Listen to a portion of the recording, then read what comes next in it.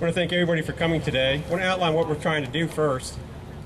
There's actually two methodologies that the Republican legislation is trying to do. The first one is to pass a House bill and a separate Senate bill exempting people and business from federally mandated health care. Now, it's not as easy as you may think to do that. What you have to do first, as this is a short session, is you have to get a resolution passed, which is being introduced now, and that's on our website also. That resolution allows you to exempt the rules for a piece of legislation so that they can introduce the other legislation. If you think it's kind of cumbersome, it is.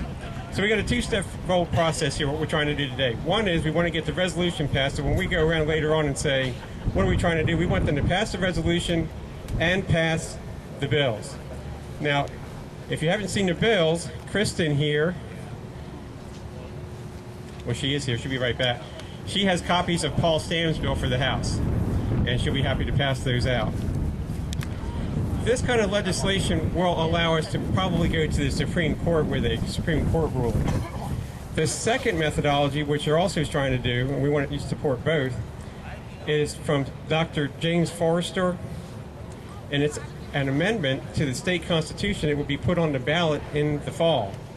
And that would basically be a true amendment to our state, which if 37 other states then approve, we would be an amendment to the U.S. Constitution, which is probably our best hope for ending federally mandated health care.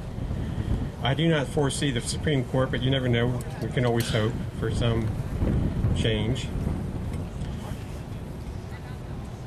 What we're trying to do today is show that North Carolina can lead the country, because this is the first time that we've had a protest where the people are involved and not legislation, as opposed to being in D.C. Everything we've done today has been up to date, has been going up to D.C., and we're going to fight. It could be cap and trade, it could be health care. Pick your poison. We always go up to fight federally mandated something. This is the first time that North Carolina has got the people out to try to change our legislation in this state, and it won't stop today. This is just the beginning. What we're going to do is, once the resolution is put out, we want to go and make sure that it's passed. If it's not passed, well, that's fine.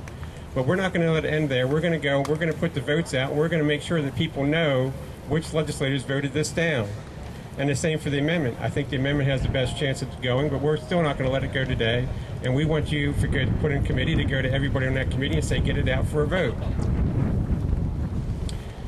We have several groups here today. I noticed that more Tea Party is here, and I think they have the biggest contingent of 14. They're waving. We have representatives from Hickory 912, Fayetteville We the People, Asheville Tea Party, Triangle,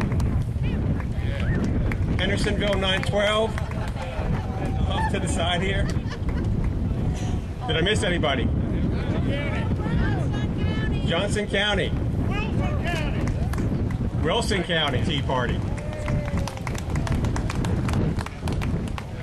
Who came the farthest? Asheville?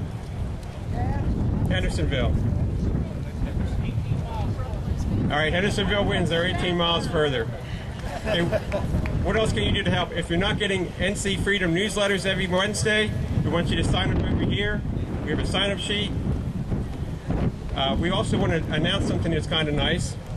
This is a rally to support legislation by the Republican Party, but also the Constitution Party is here, down here, as a sponsor of this event, and the Conservative Party. They want this legislation passed also.